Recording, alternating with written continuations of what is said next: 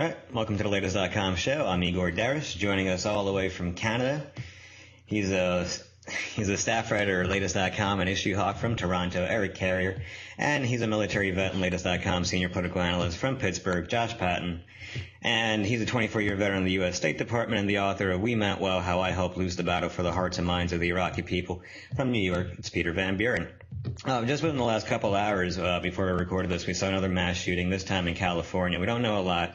We know that it was multiple attackers supposedly dressed in military gear. We know there's about 20 people shot. At least 3 are dead, though they're saying, some reports are saying there's as many as 12 are dead. Some reports say that there was as many as 3 gunmen. The police did say the attacker is not attacker. No one has been taken into custody as far as we know. The shooting happened in the Inland Regional Center, which just says people who are developmentally challenged, but officials say that they were renting out the conference center where the shooting reportedly occurred to the local Department of Health. This is just a few days after the guy went into Planned Parenthood in Colorado, shot 9 people, killed 3 people. We saw a Black Lives Matter protest where 5 people were shot by 3 or 4 men just a week ago. Peter, this has become part of pretty much everyday life in America. Why are we even discussing any other issues when every few days we see people getting slaughtered by other Americans? You know, I am rarely at a loss for words, but I am very close to being at a loss for words. I mean, the pace of these things seemingly is increasing. We're going from regular mass shootings to multiple mass shootings within a week. And the premise of these things, that, if you will, the drama that unfolds is remarkably similar. Somebody just goes in and shoots up some location. Sometimes it's completely random, like a movie theater. Sometimes it has kind of a weird political twinge to it, like with Planned Parenthood. The mass shooting in San Bernardino, we really don't know which one it is. It could be another classic American mass shooting of disgruntled employees. Who really knows? But again, at the end of it all, it doesn't matter.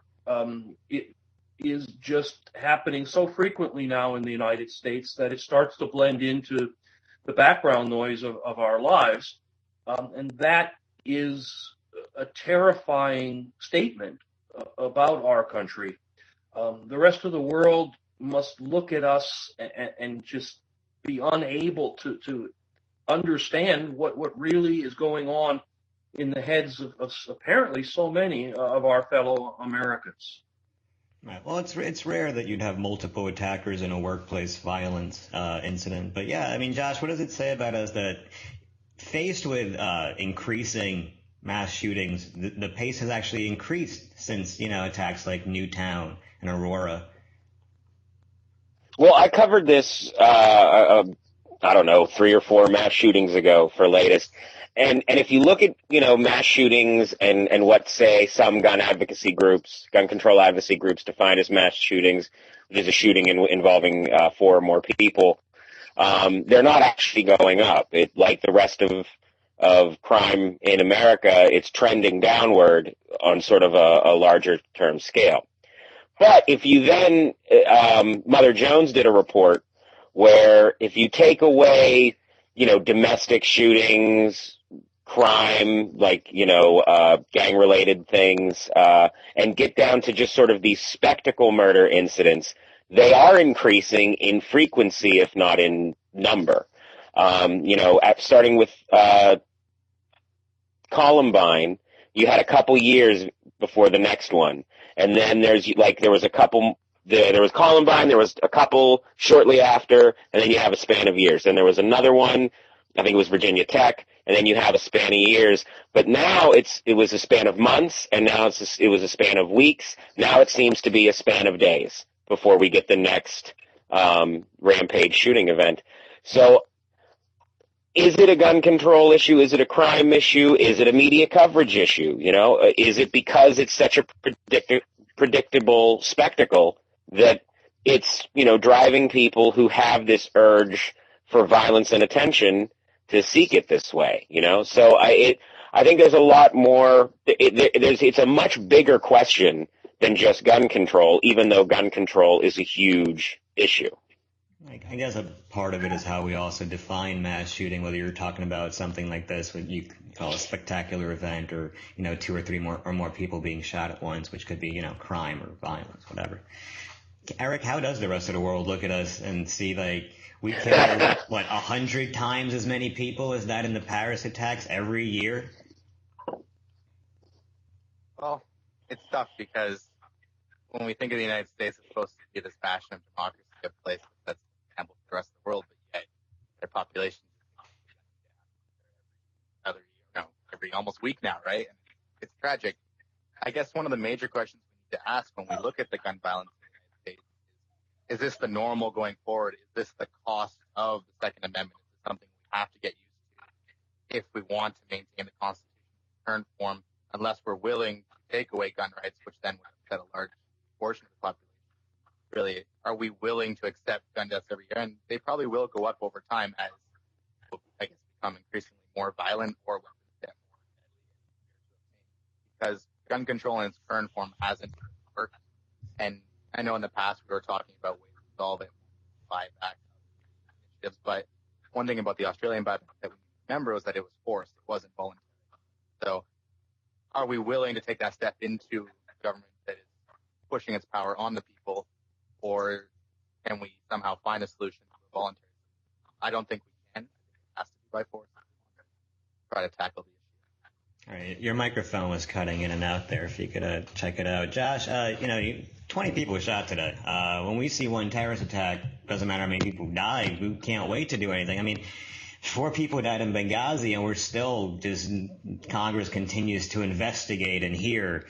What needs to happen for the people that represent us to do anything about this issue? I mean, we saw 20 kids die in a school shooting, and the whole country was outraged. Nothing happened. Well, it boils down to sort of what we call the national conversation. I mean, I'm sure by now on Twitter there's already people relatively prominent in conservative media who've tweeted something in support of gun control. We don't even have a chance to even know what the crime is before the political debate about gun control even starts. The president mentioned gun control in his statement, which in context, that makes sense because as the president, you want to appear like you're doing something.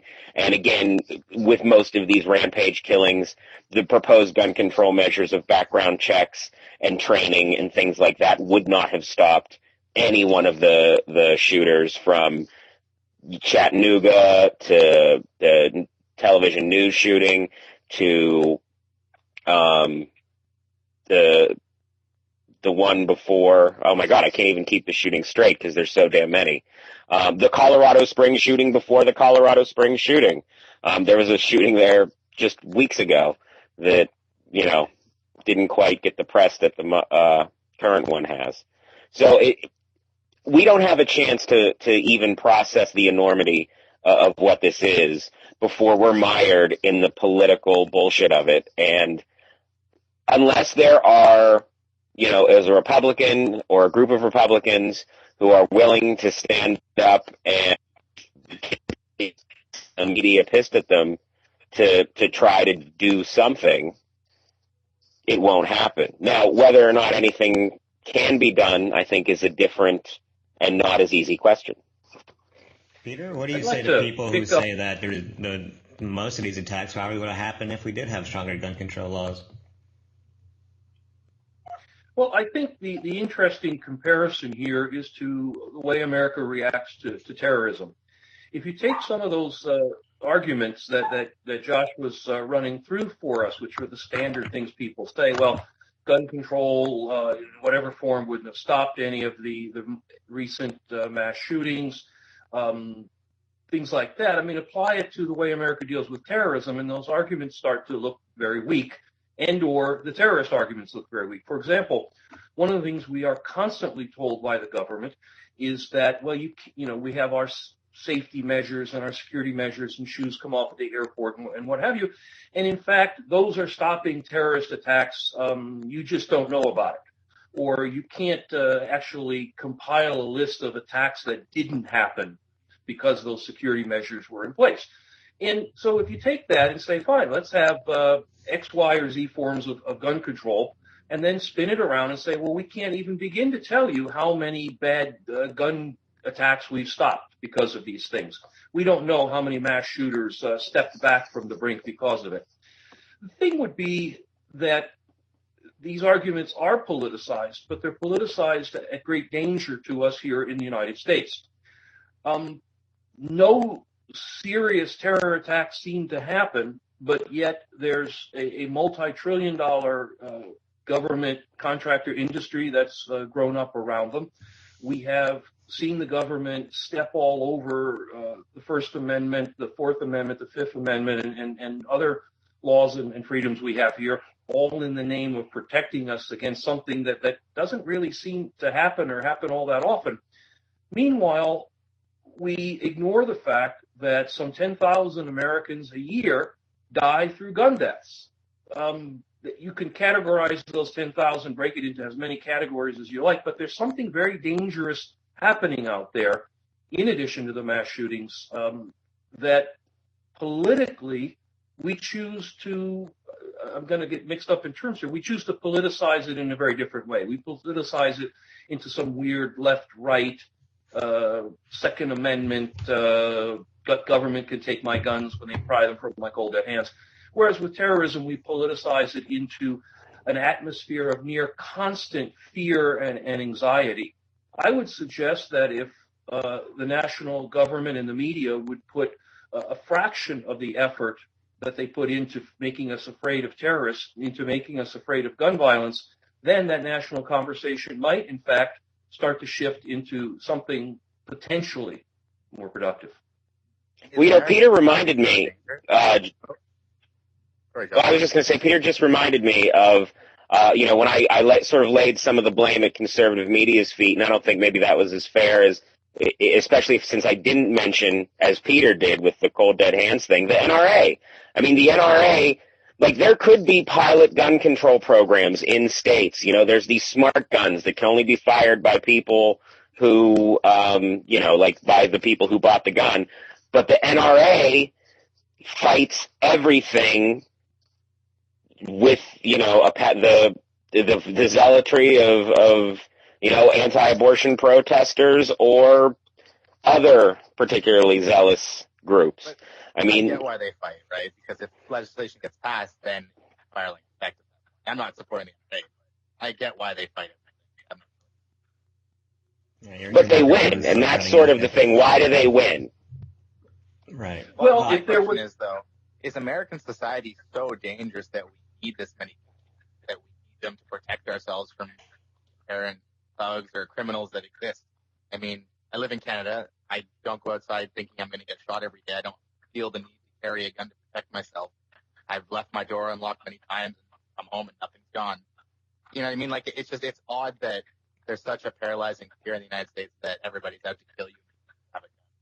Just to break down what Eric said just by statistics, because I was writing an article just today about how you set a new record for most gun sales in one day, 180,000 guns sold on Black Friday. But, every day is a good day for guns in America. We sell more than 50,000 guns a day. More than half of the guns in the entire world are in the U.S., and we have 4.4% of the world's population. Go ahead, Peter. Going back to the NRA, first of all, I did a story this week on Latest.com that the NRA successfully has opposed federal attempts to put people who are on the FBI's suspected terrorist list, some of the people on the no-fly list, for example, to prohibit them from buying guns legally.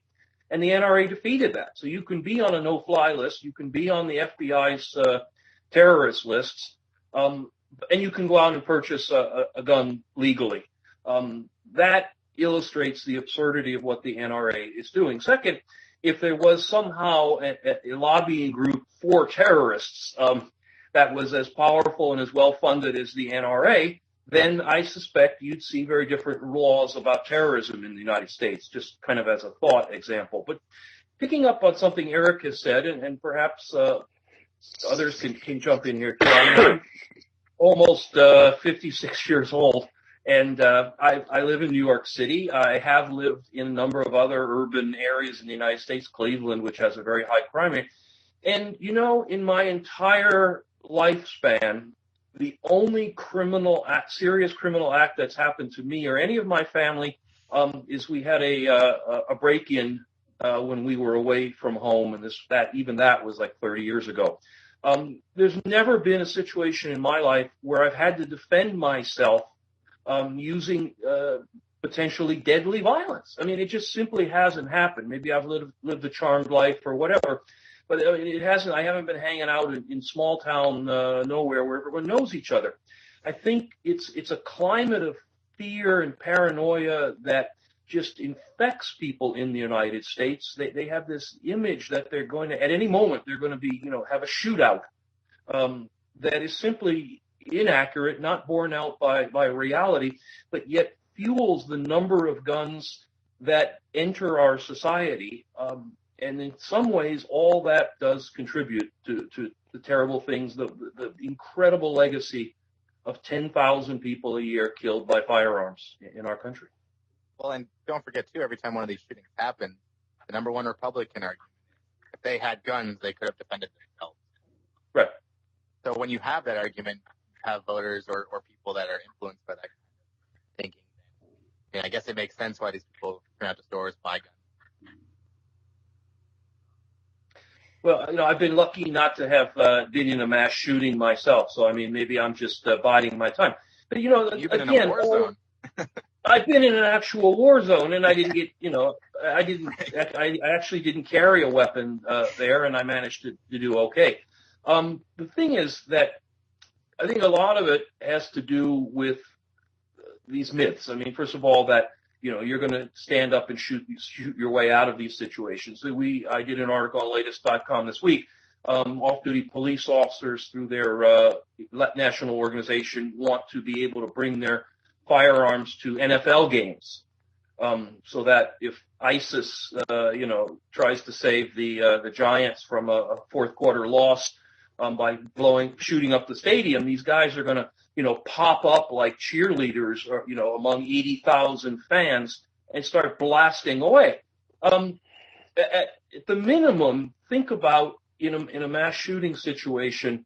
First of all, as handguns are only useful out to a fairly short distance. If the shooters have vests, bulletproof vests on or whatever, I mean, that's going to reduce the effectiveness of handguns.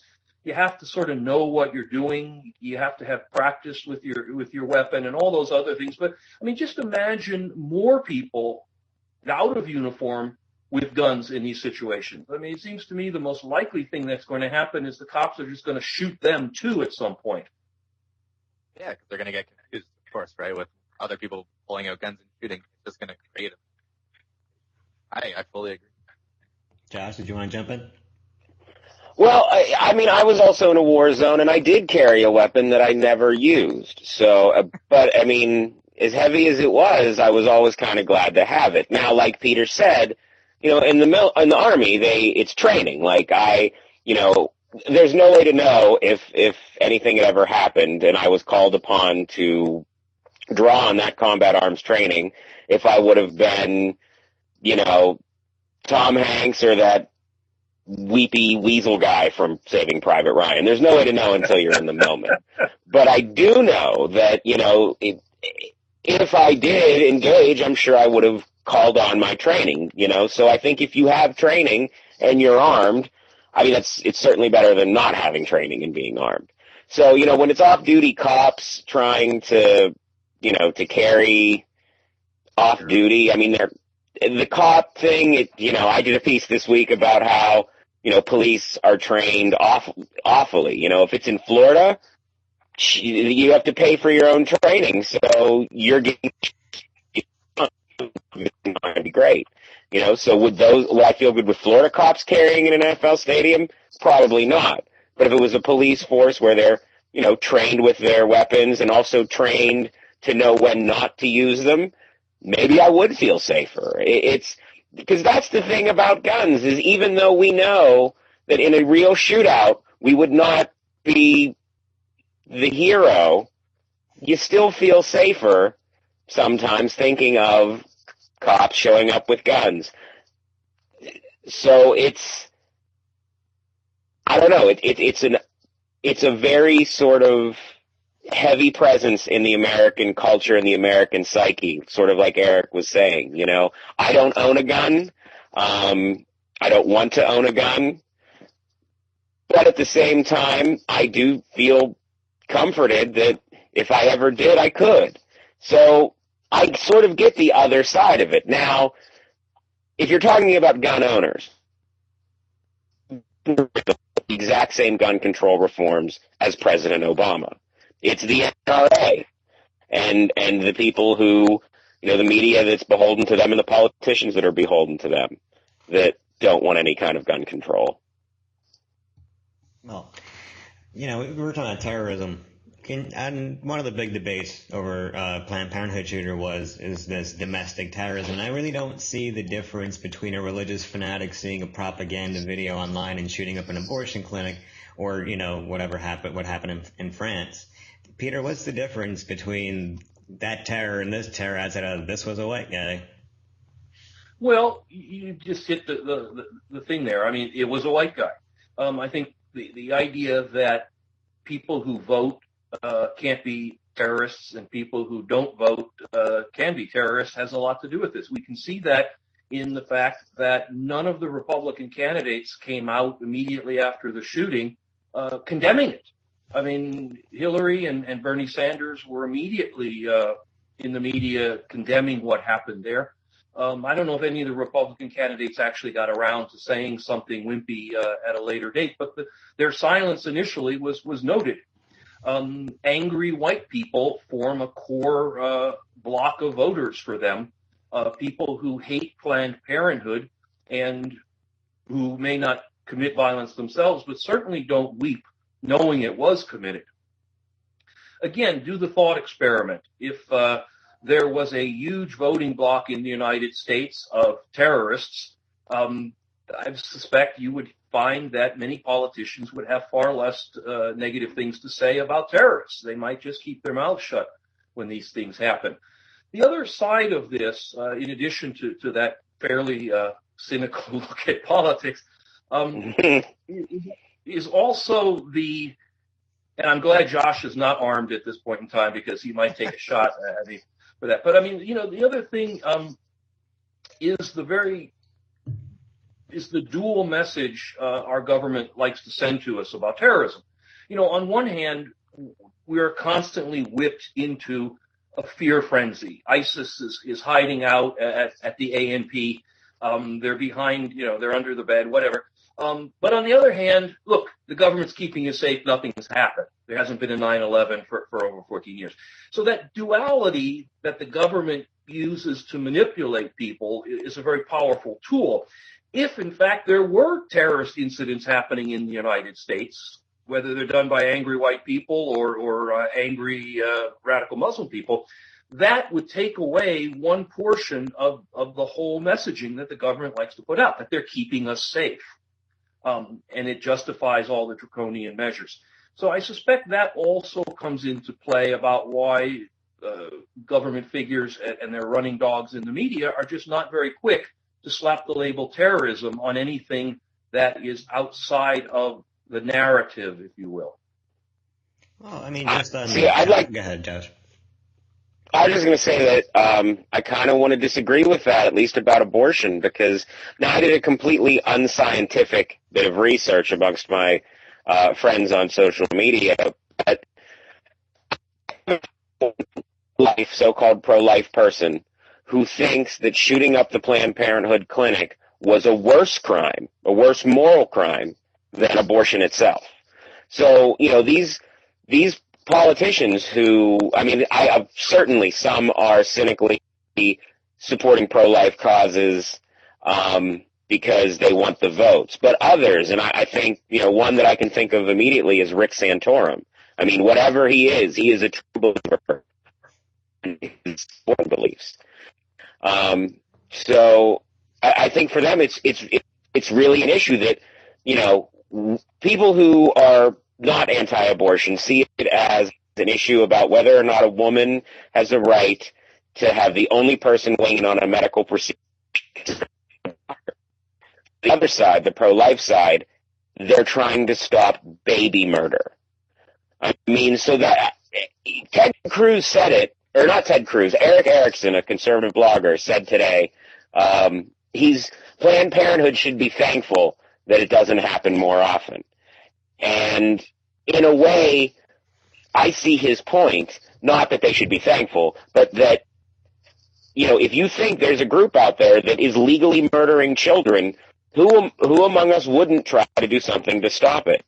You know, and so for them, I think it's the rhetoric of it, you know, saying abortion is murder, calling people abortionists, and just, I think it's a very real feeling. It's not misplaced perspective. It's actual, they want to save these baby angels from their whore mothers. And I think that is what inspires them to do violence, whether it's arson, trying to kill abortion doctors, or this guy in Colorado Springs. So I think that as far as issues go, this is as real as it gets. Like, there's never going to be compromise on this. Yeah, that's actually what I wanted to go into next was, you know, what is the difference between someone like Rick Santorum, Carly Fiorina, and Mike Huckabee, or even, I mean, they're candidates, whatever. They're like, the real bad stuff is on, like, conservative talk radio. It's on the internet. Eric, what's the difference between rhetoric like that and rhetoric you see in ISIS propaganda videos or radicalized imams? I don't think there's anything different. Because the one towards the abortion topic is accepted because seen as a social issue. We're talking about the idea of baby. Whereas when we look at the Middle East and ISIS, we see the Middle Eastern man. That's something that's a lot easier for us to get angry and going into the cause against. Whereas an issue like abortion splits our society.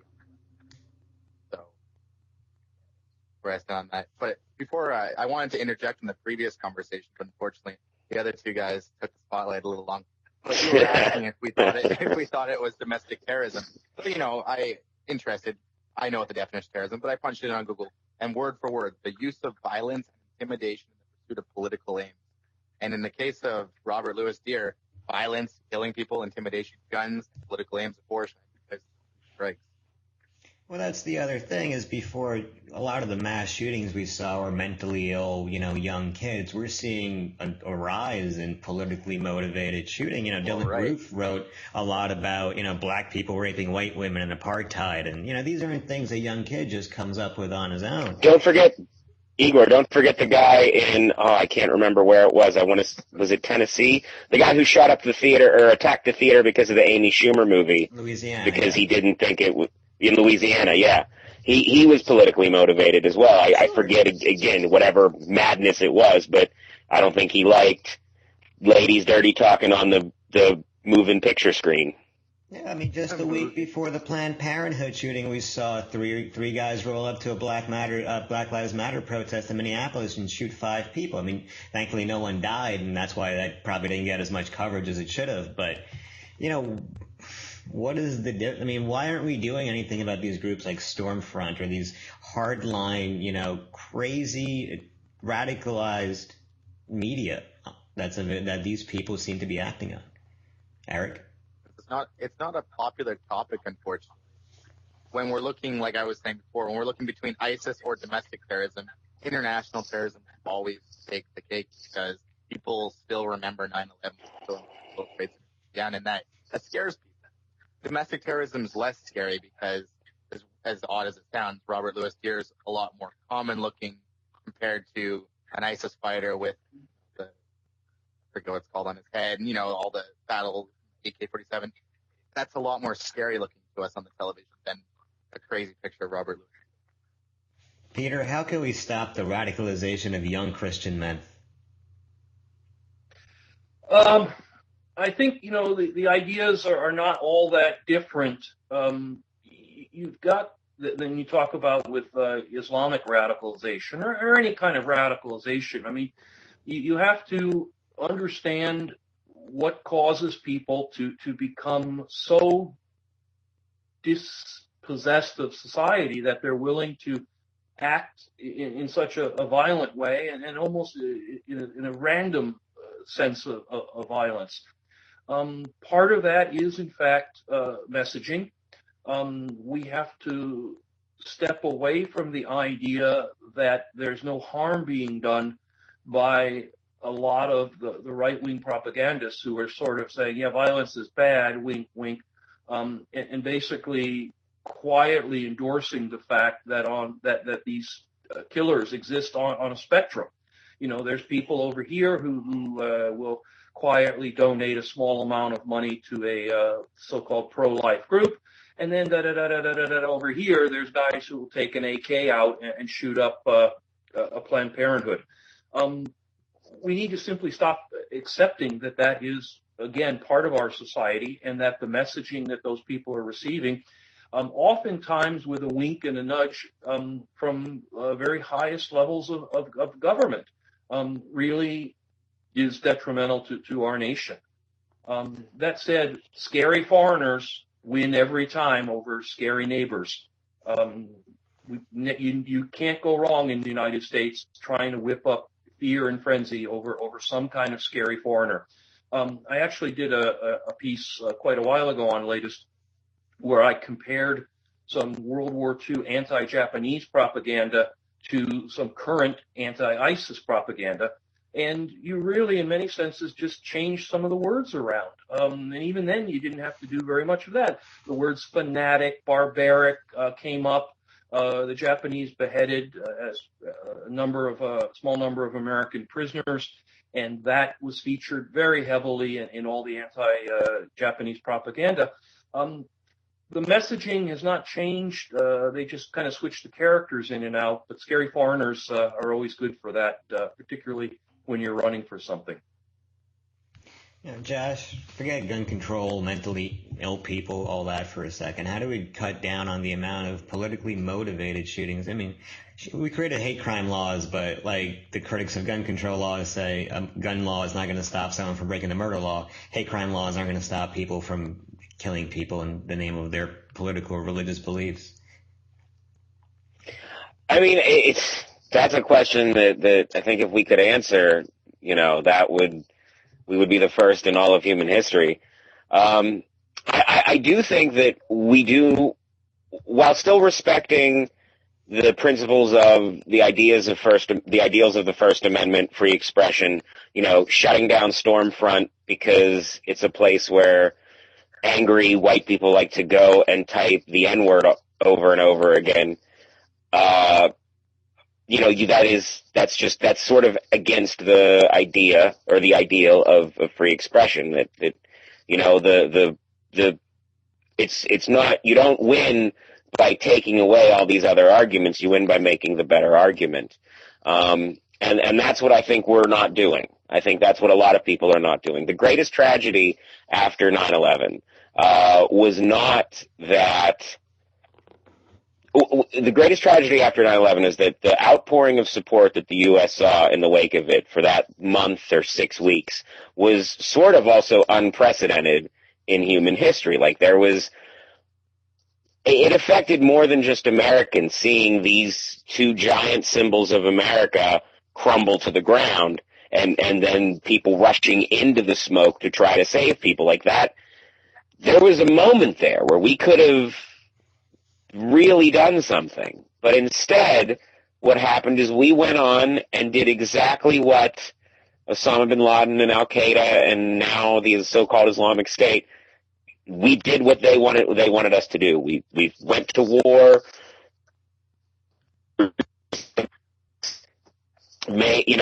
ginned up some of the population into being more receptive to racism. One of the stories I'm publishing today is Ben Carson was accidentally right when he said that the Syrian refugees coming in would be radicalized because of U.S. racism.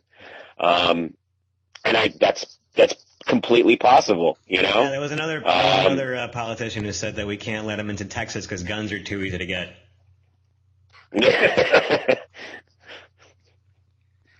Oh God, I can't even tell what fucking caricature is anymore, Igor. I don't know. But talking about places like Stormfront and those others, again, looking at what the United States has been doing in regards to terrorism, and let's be generous here and leave the First Amendment questions, which are significant, aside. But if any of us were to set up a pro-ISIS website, it wouldn't last very long, and there's a real good chance that we'd end up in jail for, aiding the enemy, if you will. I think we did a story recently about a kid blogger in Virginia who was reposting some alleged ISIS material, and he was arrested simply for retweeting things like that, connected ISIS. We have this wonderful catch-all category called conspiracy to commit terrorism, which is used to arrest people all the time. And essentially, conspiracy to commit terrorism seems to boil down to sort of thinking about it at almost any level. I think I'm going to build a dirty bomb in my apartment. I don't have any nuclear material, and I have no idea how to do any of that, but I'm thinking about it, and therefore subject to arrest for conspiracy. I think some of those same laws could be applied to our angry white male terrorists, for example, and some of those same laws could be applied to messaging that is designed specifically to incite violence, racial violence, or violence against the police. Go ahead and put up a website claiming that the police are murderers, that they kill babies, and we need to strike them down wherever they stand in Jesus' name. Go create that website and see how long things go smoothly. It's only we draw these lines in odd places, and then we wonder why things like the Planned Parenthood shooting take place. Well, I guess on the Stormfront thing, I wasn't saying we should shut down Stormfront. I'm not even saying that that it's created to incite racial violence. It wouldn't be the worst thing that happened, but shit. There's plenty of peaceful races, but there are people who are looking to commit violence on there. Since on ISIS, this week, Defense Secretary Ash Carter announced that we're going to send another 100 to 150 special ops forces to Syria, and he called it a targeting force. And it's a cute little game they've been playing since last year. Last June, Obama announced that we're sending 300 military advisors to Iraq. 2 weeks later, he sent a letter to Congress saying we're going to send another 200. In August, Chuck Hagel announced we're sending 130 more. In September, Josh Earnest announced we're sending 350 more. A week after that, Obama announced 475 more. A month after that, 1,500 more. Just this past June, another 450. In October, Obama finally said we're going to send 50 special ops forces to Syria. And now Ash Carter says about 100 to 150 more. I'm not good at math. That's like well over 3,000 special advisors in Iraq and Syria. I mean, there's 330. There's 3,300 troops in Iraq right now, and this expeditionary force will probably be less than 1,000, because you're going to have the war fighters, the trainers, then you're going to need the support staff, the support units. So, it'll probably be less than 1,000. We'll probably be then near around 5K troops in Iraq. Well, I mean, we're talking about special ops. Also, thank God we won the war. Yeah, exactly. How does you were in the military? How does an advisor differ from a combat soldier when the bullets start flying? Absolutely doesn't. I mean, there's no. First of all, the first thing they tell you in the military. Now, again, I went in the unit that I was in. I was a military postal soldier, meaning that I was USPS for the Army. But when I got to training, they said there's no such thing as a non-combat soldier, and that turned out to be true in Iraq. I mean, in the first years of the war, truck drivers were the most targeted soldiers, and they're not considered combat either. So if you're in a hostile area, if you're getting hazard pay, if you're armed, if you have your gear and you have your weapon, you are in combat. Of people or just avoiding it, it's combat. And so with that comes all the attendant stresses and issues and things like that, which, again, we are not talking about. Hasn't been mentioned in one debate outside of just trying to use veterans as props. And, with this escalation of fighting in Iraq, And remember, he said this was going to be a standing force, so that also means likely multiple rotations, essentially permanent. So there's going to probably be between 5. What do you think, Peter? When it finishes out, they'll probably stop at 10, like 10K? Maybe. But again, keep in mind how slippery these numbers are, even if we accept that when they tell us there's 5,000, there really are only 5,000. First, you're going to have to throw in a couple of layers of CIA and paramilitary. You're going to throw in a lot of contractors who have taken over some of the logistics work that in the past would have been done by soldiers. The Postal Service, contractors now. I wouldn't have an Army job. And you're also going to include a very large number of military people who are physically located outside of Iraq and Syria's borders, who are very much in the fight. Pilots are a perfect example, but also all sorts of rescue teams and other operators and quick reaction forces and stuff that may, park with their noses right on the Jordanian-Syrian border, but very much are a part of this all.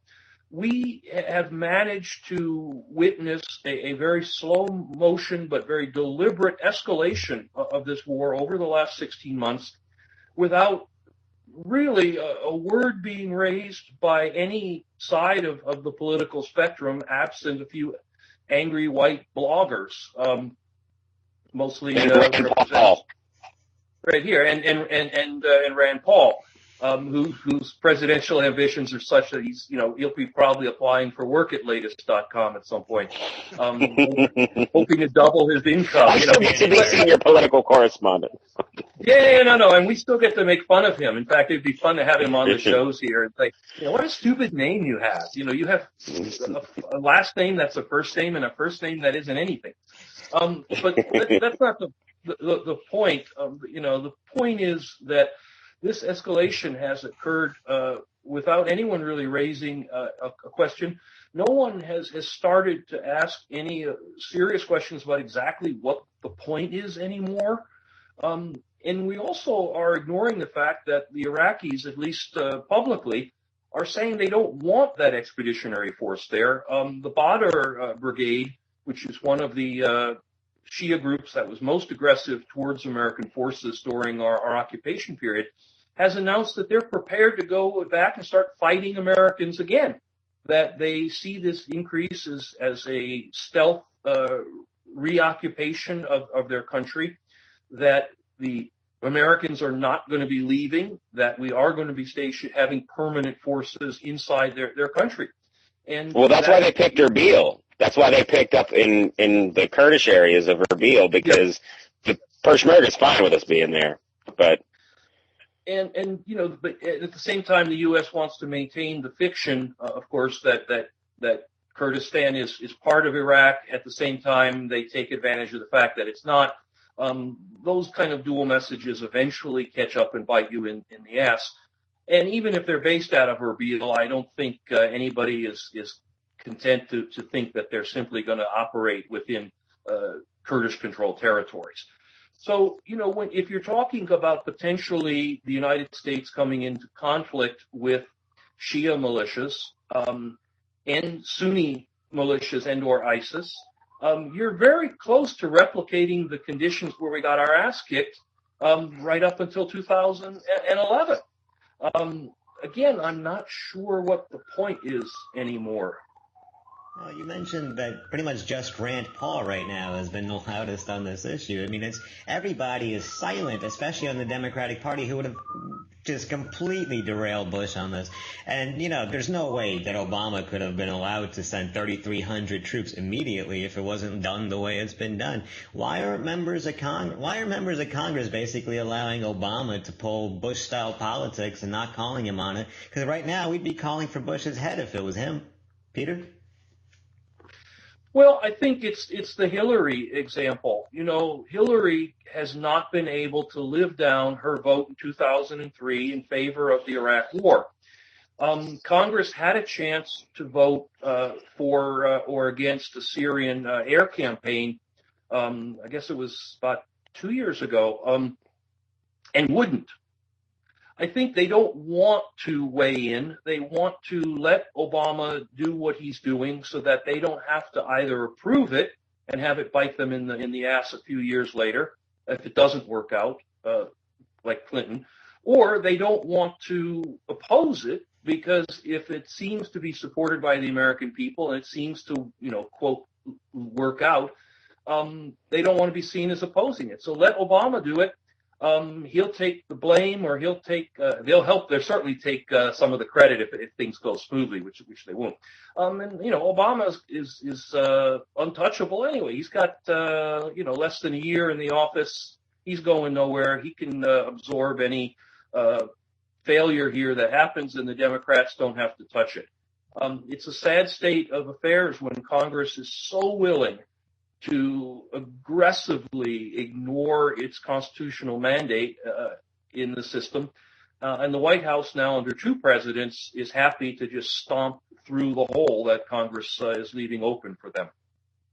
Yeah, it's pretty amazing how Congress is just completely willing to abdicate their constitutional powers, yet, pretty much go out there and talk about how they're going to shut down the government over Planned Parenthood funding. But all right, I just want to touch on one more thing. And don't forget before we switch gears, don't forget that Obama's still getting pressure from the right to be more warlike. I mean, if we're looking at it as like what the left says and what the right says, the left is still the party of peace, as it were, because if it were up to Lindsey Graham, we'd have 50,000 troops in Syria right now. So it seems like, I remember that Bernie Sanders had a pretty standard pivot. Anytime he was ever asked about give it deference and then pivot to climate change being a national security issue and talk about that.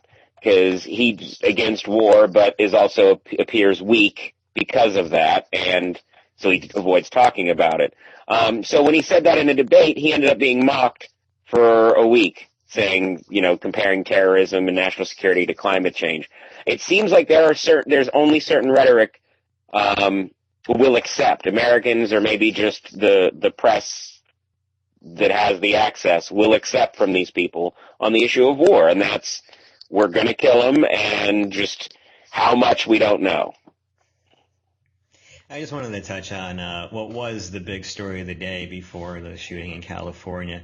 Yesterday, Chicago Mayor Rahm Emanuel fired the chief of police amid the protest about the Laquan McDonald shooting. And the media today is focused on whether Rahm Emanuel took an active part in covering it up. And they're treating it as a debate, and it's not. It happened last fall. The police commissioner saw the video days after and admitted yesterday or the day before that he saw it, and it didn't match the account that the police gave initially. The state attorney saw it shortly after that, did not move to indict the officer who had been employed by the police department right up until last week. And even though all these people had seen it. And why? Well, this wasn't long after Ferguson and Rahm Emanuel happened to be in a close re-election battle. And just 5 days after he did win re-election, they gave the family $5 million, even though they had never sued them. And part of the settlement was that the family couldn't release the video because they had apparently obtained some video of the shooting. So these are facts. This was a politically motivated cover-up, not even counting the police allegedly deleting the video that was from the surveillance tape in the local Burger King. So today, Emanuel finally announced that he won't resign. Peter, how does he survive this when he's straight in the center of this massive controversy? By doing it. The people of Chicago, well, it's the whole big lie thing. If you're gonna lie big. And in fact, Emanuel said, fine, here's the size of the balls I'm bringing to the table. If you got bigger ones, come after me. He throws the police chief under the bus, which is enough for a good chunk of Chicago to say, well, I guess he did something about this.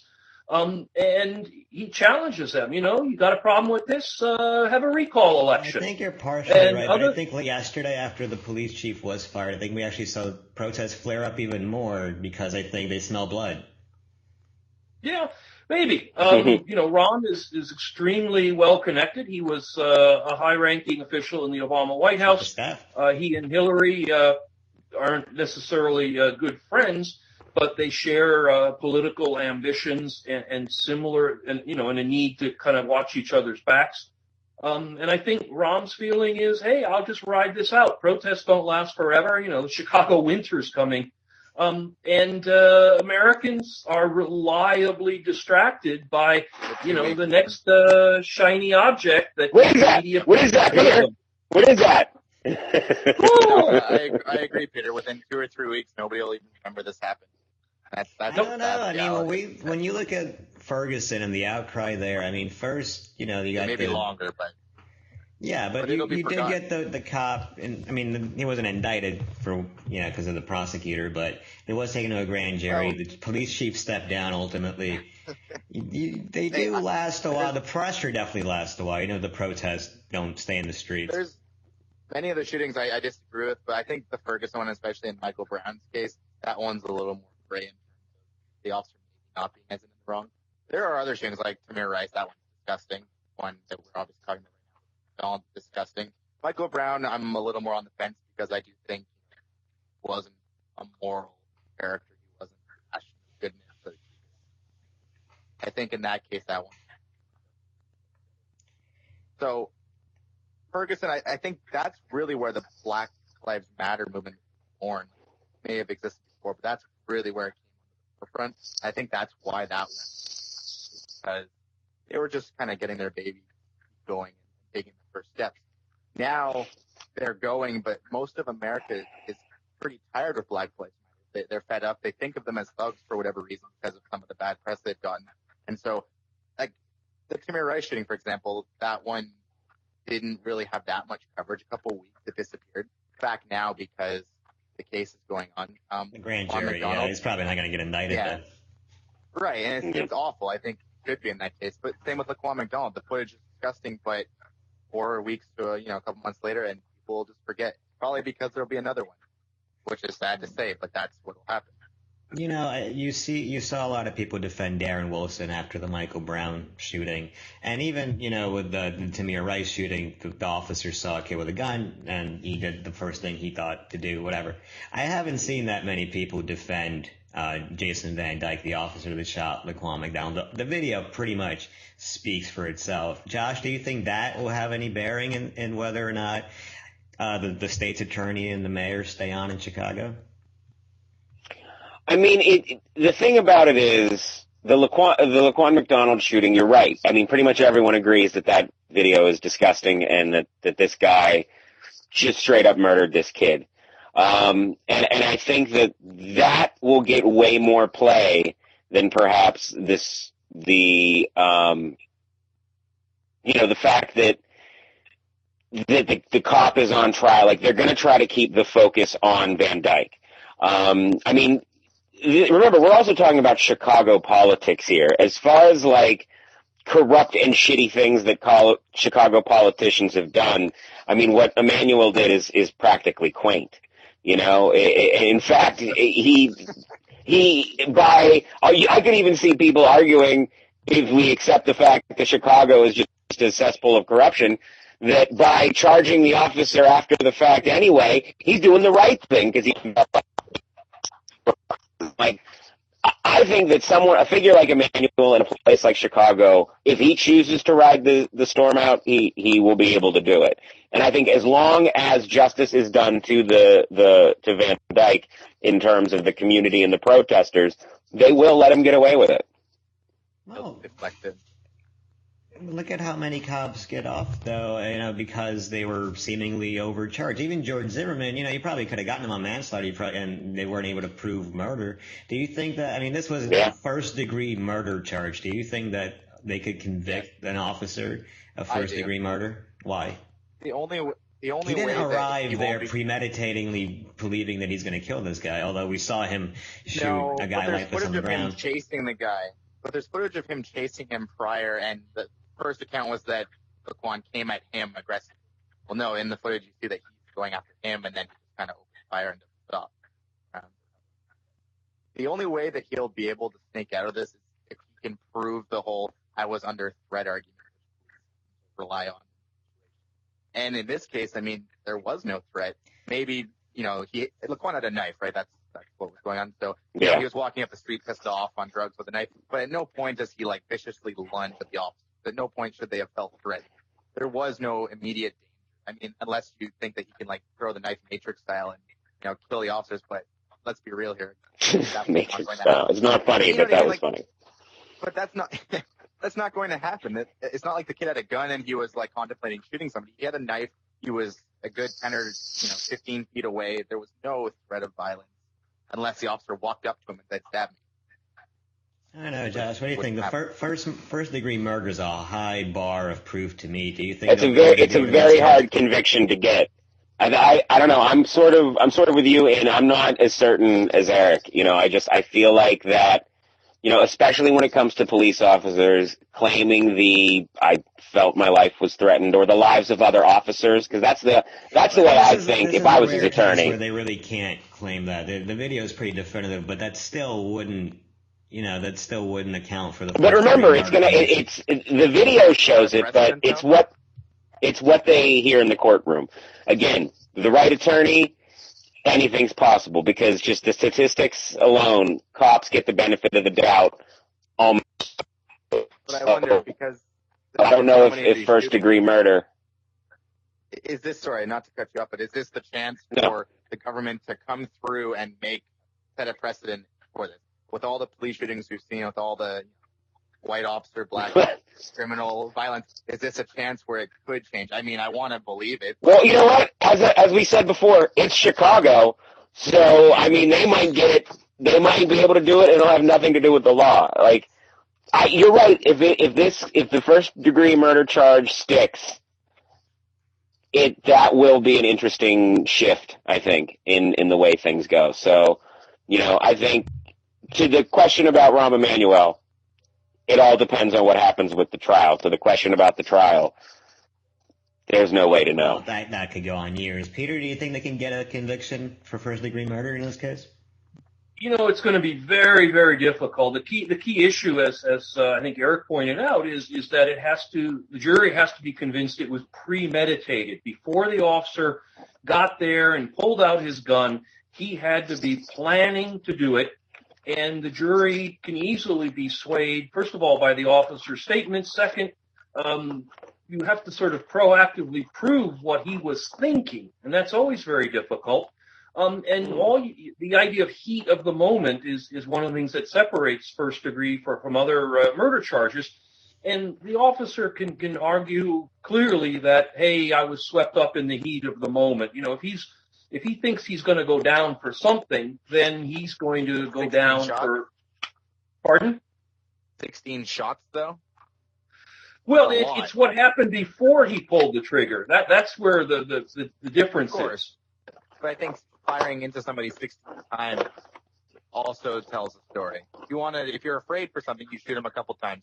But firing another 13 after that, question. Well, there was a case in Cleveland where a handful of cops shot up a couple's car and killed them well over 100 times. I don't remember the exact number, including one guy who jumped up on the hood of the car and just started opening fire, and they all got off. Officer Michael Brella. Yeah, so we'll see.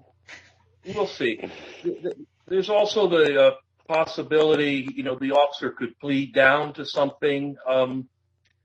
This trial will go on for a very, very long time, and it's in Rahm and everyone else's political interest that it does. Gotta love the police system. Yeah, a year from now, people are going to pay even less attention to these things. All right. Well, this was another depressing edition of the Latest.com show. Every week I say maybe next week we'll talk about something fun, and this time, probably not. Probably the same stuff next week. So thanks for joining us. Thank you guys for joining me, and keep reading Latest.com.